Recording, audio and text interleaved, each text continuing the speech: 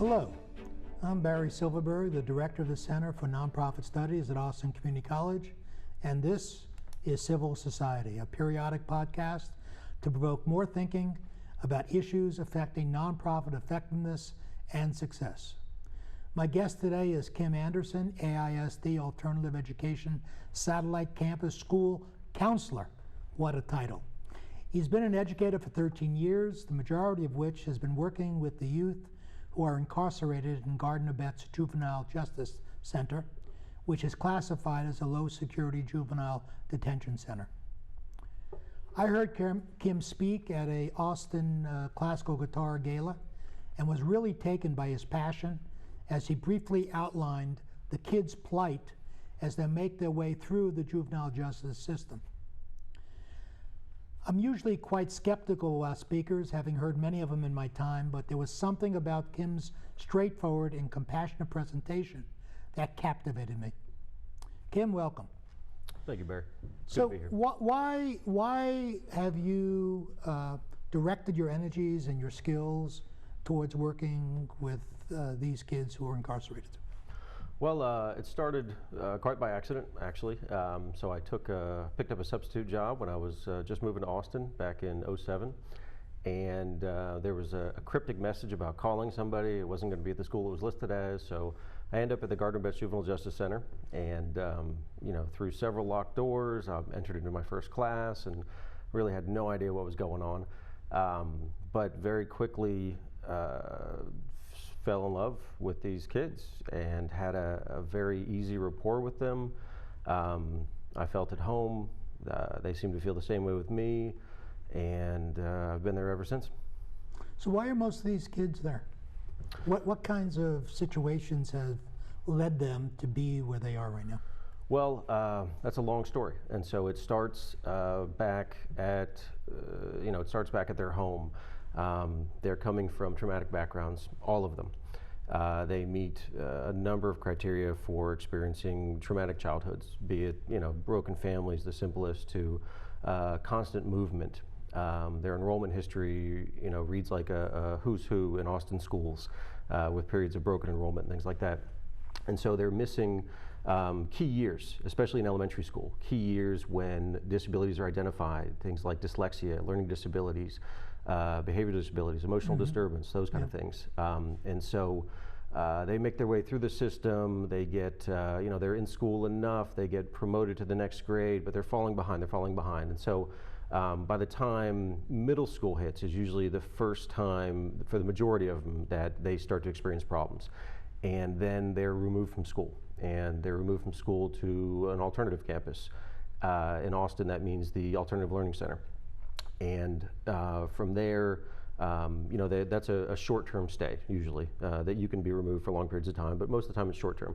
So they return to their home campus, more periods of broken enrollment, more movement due to poverty, external factors, things totally out of the control. And then they're in the real drop off the cliff for these kids comes when they enter high school. And so they get there, they're in 9th grade, maybe they're 15, maybe they're an overage 9th grader, and kapow, they are multiple grade levels behind in reading and mathematics, the most important indicators. And from there, it's a series of shame spirals, fear, anxiety, acting out, not fitting in, not belonging. Of course, there's criminal history that goes along with this, but I think that's really an affect of these other things.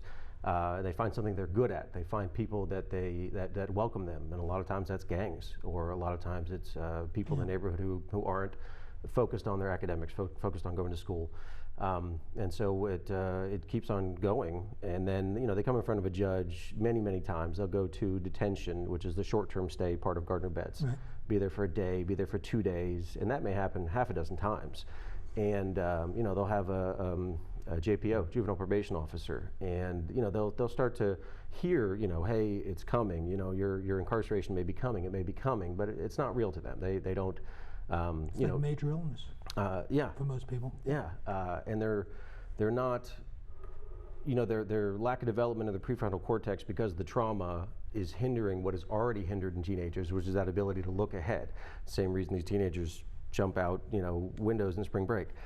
These are biological things for the most part. And so that's exacerbated by their background. And anyway, so they end up getting adjudicated to the long-term part of the Gardner-Betts Juvenile Justice Center, which is the Intermediate Sanction Center. And it's just how long is that usually, that period of time that they're initially? Typically, the first stay will be 4 to 6 months. And that's a real wake-up call, and it should be. But there's still hopefulness. They're looking forward to getting out when it's such a short time, 4 to 6 months. But you're removed from their family, you're removed from your friends. You're put in with a group of young men who you don't know. And if you do know them, by the way, they'll put you on a different unit, because if you do know them, you probably have committed a crime with them, and that means they need to be kept separated. So you're meeting new people, and you're also you're literally forced into therapy, and significant amounts of therapy. I had a student back in the day, years ago. The adjudication patterns change all the time with the judges, but there was a time where a kid could sort of determine, like, hey, they could go to TYC, back when TYC was an entity. It's since been broken up for... That was the Texas Youth Commission. Texas Youth Commission, correct, yeah. And they could choose to go to TYC. TYC is doing time. Or they could go to ISC, the Intermediate Sanction Center in Gardner-Betts, which is therapeutic programming.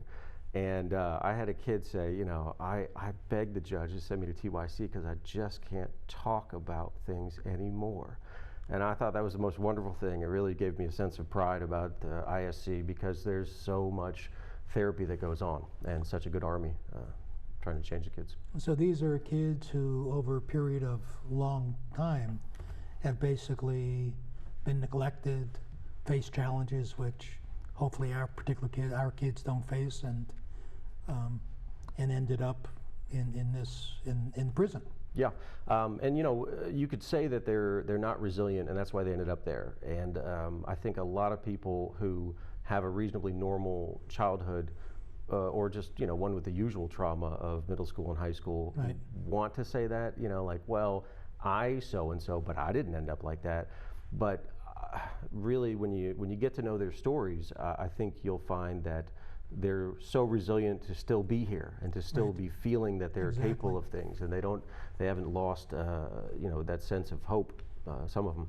Yeah, I know from listening to stories of clients of LifeWorks, an agency that deals with homeless children, as you know, or homeless teens and so forth, that these folks are very resilient and very adaptable and crafty to just survive. Yeah, they've survived environments that we could not, on the streets.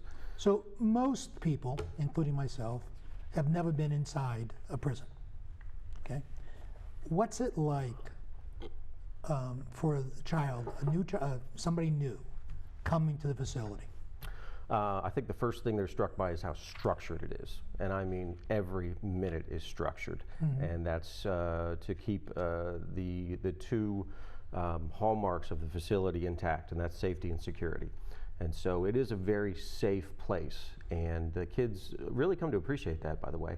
I'll elaborate more on that later. But so when they first come in, they are, they're assigned a unit, and they get a room by themselves. The occupancy of the whole building is actually over 100 or so, but it's never been that in all my time. It's varied pretty much from about a couple dozen to over 70 or 80. So they get their own room. They are given an orientation packet, and they start to follow. They're given a uniform to wear, and they start to follow the structure. And the structure is, lights out at say 8 o'clock, and then they're awakened somewhere around 6 a.m. They have their hygiene time, toothbrush, shower, so forth. These things are timed, by the way. They can't take longer. You can't take longer in the shower. Can't take longer in the bathroom. They come out. They're dressed. They walk in a group. All movement is controlled. The RTOs, are residential treatment officers in the Intermediate Sanction Center of the Gardner-Betts system. And so they'll radio to the control room, hey, Unit 7 ready to go to school, and then it's the control room with all the system who decides which unit goes first. They don't meet other students in the hall. No two units will pass each other if they can help it. So this is, I mean, what you're describing obviously is prison. Absolutely. Yeah. But you know what? I made that mistake of saying that a few times when I first started teaching there, and the kids will correct you very quickly. They don't want to call it that. They don't want to think about that, and that really speaks to, you can say that they don't care based on their actions, but that is so completely untrue. And the more you talk to these kids, even for just a day, you realize that they care very much. So what kind of therapy do they get at the prison and at the juvenile center? And what's the rate of success, or however you measure desired outcomes? I don't want to impose a measurement, but how do you know when you're successful? Well, so the therapy they get is it's a form of cognitive behavioral therapy, CBT, and it's basically it's about identifying thinking errors. And so it's we as adults nowadays, it's very in vogue to talk about negative self-talk, and there's not much different to what they're doing at Gardner Betts with the CBT. That self-talk, when you reason something out and to the point where you've made your poor decision, that's what they try to identify. And these are young humans. They're very capable of high-level reasoning, but it has to be broken down, and they need that auxiliary brain next to them, and that's what the counselors do. That's what the residential treatment officers, the RTOs. I mean, these are not guards. These are incredible men and women who do the talking therapy like nobody else. And the counseling itself is really, it's the cream on top, so to speak, and it gives them the language they need. And I mean, these kids can have as good of a conversation with you about therapy as any adult who's been through years of it. Mm-hmm. They are well steeped. So to your other question, success, it is a difficult thing to measure when it comes to these kids because recidivism is high. And so, what we're looking for is to chip away each time they're with us, and there will be multiple times that they're with us. And so, we want to instill hope. We want to talk about a future. One of the first assignments I did, I got from my mentor teacher at the time, and it was a New Year's Eve thing, New Year's Day rather, and it was about, where do you see yourself in 1 year, 5 years, things like that. Mm-hmm. And I was just blown away by the answers. I was still very green at the facility, and the 5-year answers were, they were dead, in jail. I was like, come on, guys, you're messing with me. Let's do this for real. Somber faces. They weren't messing with me. It really is where they saw themselves. Mm-hmm. And so that's what we're trying. And so how do you measure that? It's not very quantifiable. So one of the things you're trying to do is give them a sense of hope and possibilities. Is that what I hear? Absolutely, yeah. So what are some of the myths you think, having worked with these kids? Okay, I would assume most people would call them, quote, bad kids. Sure. Okay, and you're not using those language, and I'm sure you see it differently. What are some of the myths that people have of those kids that you can identify? Well, one is, and look, it's the kids are very much to blame. They want you to believe how much they don't care because it's such an easy cloak. Anybody who's ever been in high school and has acted like they don't care knows that defense mechanism. It's number one, and these kids use it very well, and they really are convincing.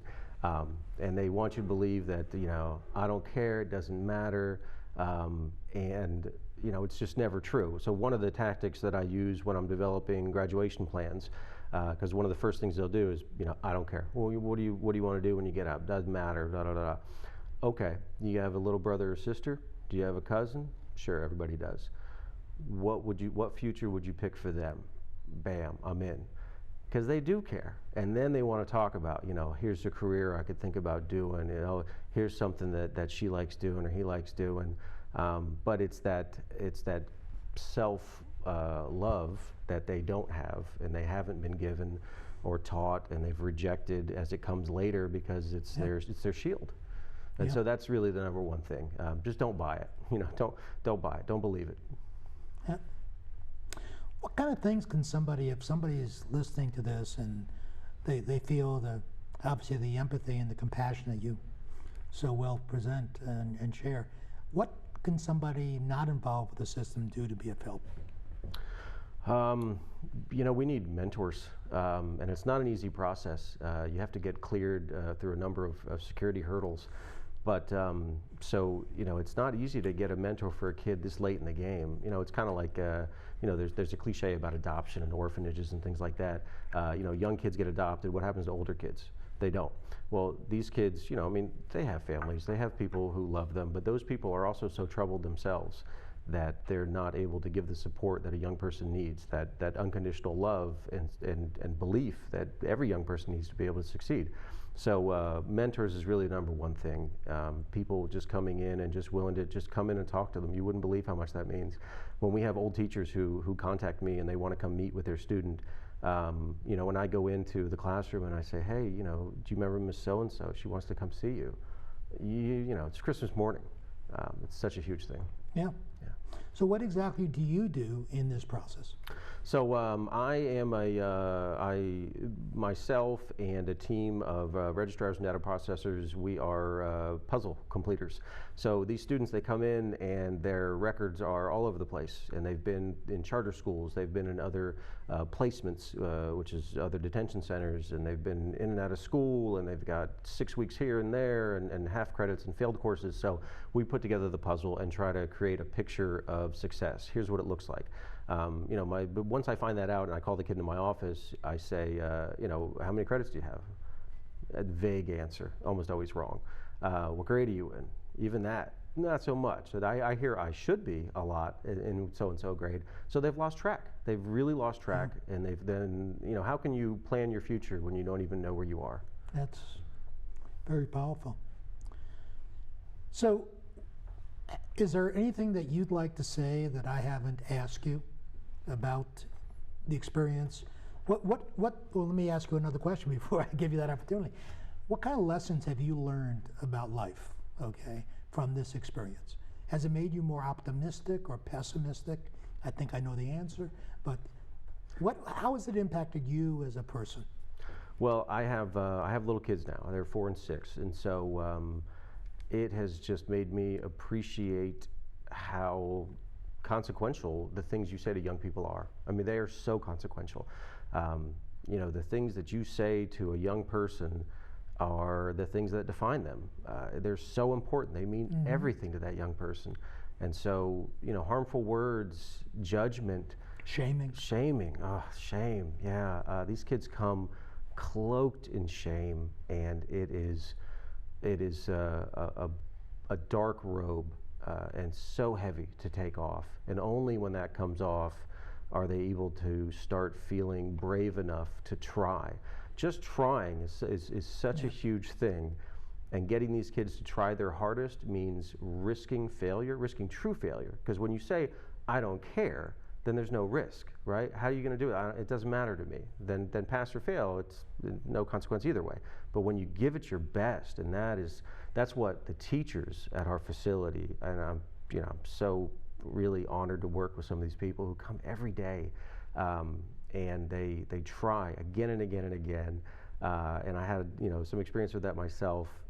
And these kids will, they want you to see them in their comfort zone of I'm angry, invulnerable. Yes, invulnerable, impenetrable. You can't get to me, you can't hurt me, not again, right, is really what's going on. And so these teachers take that and they take that and they take that and they still give back love and caring and understanding. That's phenomenal. It's work that I so appreciate being around. It's inspiring. So in answer to your question, it's made me very hopeful. I think that if this is the most troubled young people in our society, who will grow up to be the most troubled adults in our society without intervention, then it's true. Then all people really, they have a lot of good at their core. Is there anything I haven't asked you that you'd like to say before we come to a closure? Well, just recently, I guess I can talk about some research work that I've gotten into that has enlightened me. So Brene Brown is somebody that I've just adored lately.